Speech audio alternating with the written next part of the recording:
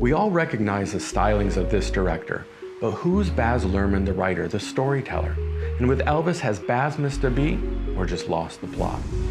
After watching Baz Luhrmann's recent biopic Elvis, I realized that often how he uses music to drive his story is commonly talked about as a director, and he is a pure musician, a showman in a mere house of melodies, a true master of his craft, and a visual collage artist creating almost a new genre of musical. And for most of Elvis, he expertly helms the story and a star's performance. And I'm speaking of Austin Butler, who should earn an Oscar nod here for possessing a magnetism hardly seen since the person who he is portraying. Yet with Baz, hardly ever are the beats of his storytelling as the writer discussed, once the swirling edits and note-bending mashups are removed, and we see the screenplay beneath all the extravagant flourishes. And within this film, there is a clear delineation between the first half, the frenzied but confident styling of a director, nay, a conductor orchestrating a concert in a carnival, and the second half, a somewhat bloated and formulaic biopic which overstays its welcomes just ever so slightly. But it allows us to pull back the curtain on the director to reveal the writer and the beats of the story beneath.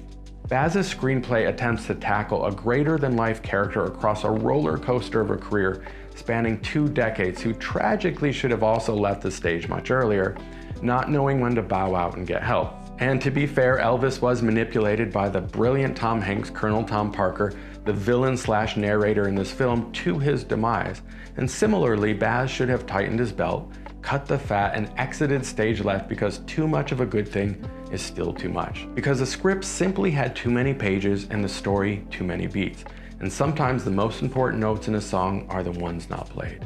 Now, this does not mean I didn't enjoy the film. In fact, I immediately left the theater and started researching more about Baz and Austin and Elvis, and I'd easily go to the theater tomorrow and watch it again, as well as I wanted to go back and revisit Romeo and Juliet and his Netflix show The Get Down, which I think was the show that most influenced this film, for it was a biopic of hip-hop, if you could personify hip-hop, and it was a long episodic show. In fact, at the time in 2016, I believe it was Netflix's most expensive production, so no wonder it didn't get a second season.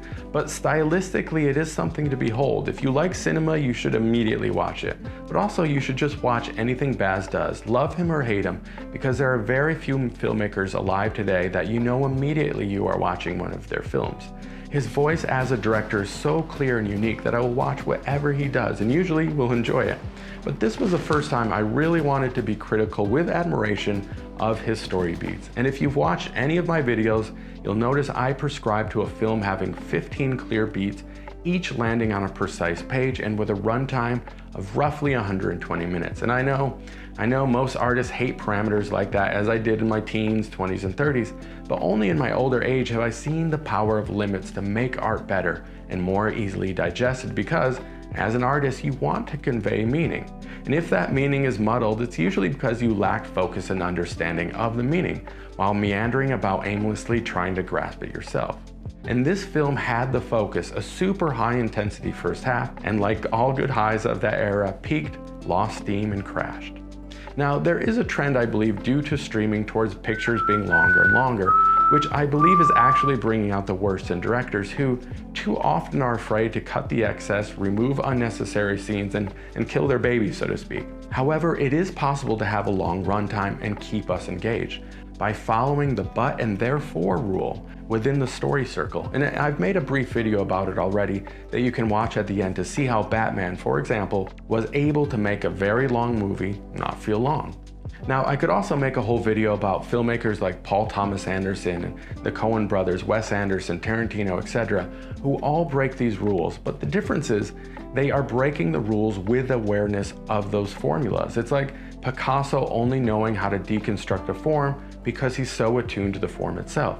And Baz does know the form, but I believe he lost the plot and got swept away by the second act of the story, probably in good faith trying to honor his subject matter's complex and tragic story. So he simply just got caught in a trap. He couldn't walk out.